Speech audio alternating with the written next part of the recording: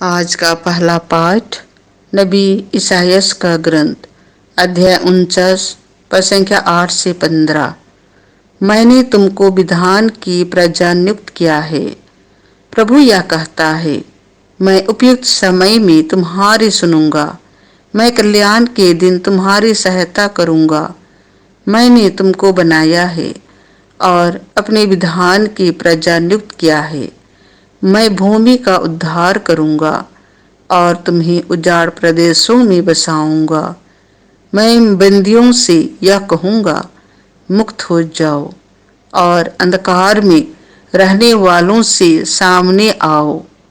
वे मार्गों के किनारे चरेंगे और उन्हें उजाड़ स्थानों में चारा मिलेगा, जिन्हें फिर कभी ना तो भूख लगेगी और ना प्यास। उन्हें ना तो लू से कष्ट होगा और ना धूप से, क्योंकि जो उन्हें प्यार करता है वह उनका पथ प्रदर्शन करेगा और उन्हें उमड़ते हुए जल स्रोतों तक ले चलेगा। मैं पर्वतों में रास्ता निकालूंगा और मार्गों को समतल बना दूंगा। देखो, कुछ लोग दूर से आ रहे हैं, कुछ उत्तर से, कुछ पश्चिम से और कुछ सिनीम के देश से। आकाश जयकार करे, पृथ्वी उल्लासित हो और पर्वत आनंद के गीत गाएं, क्योंकि प्रभु अपनी प्रजा को सांत्वना देता है और अपने दीनहीन लोगों पर दया करता है।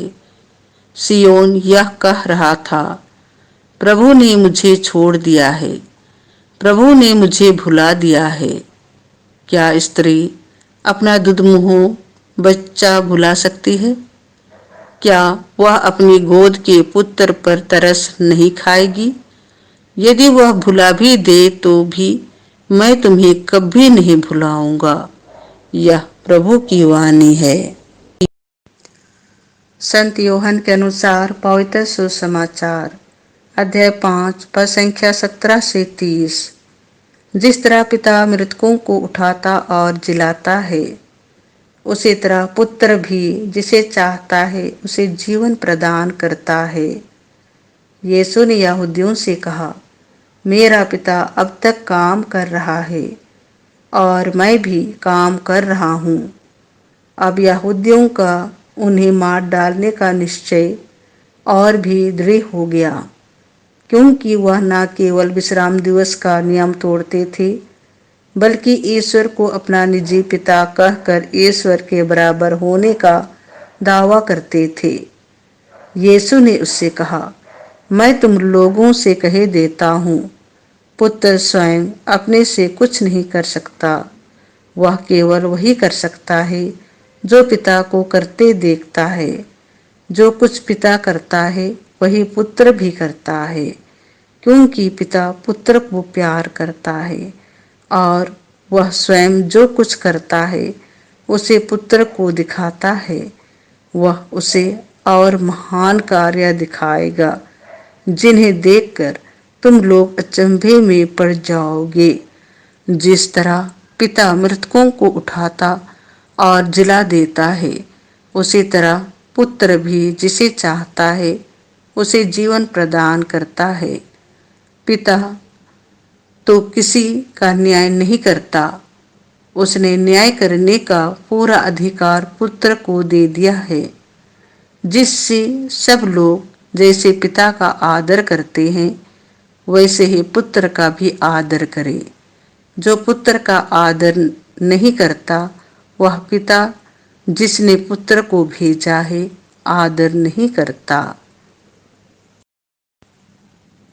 मैं तुम लोगों से कह देता हूँ, जो मेरी शिक्षा सुनता है और जिसने मुझे भेजा है उसमें विश्वास करता है, उसे अनंत जीवन प्राप्त है।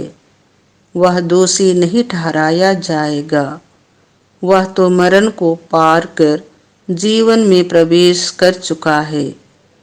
मैं तुम लोगों से कह देता हूँ, वह समय आ रहा है, आ ही गया है, जब मृतक ईश्वर के पुत्र की वाणी सुनेंगे और जो सुनेंगे उन्हें जीवन प्राप्त होगा।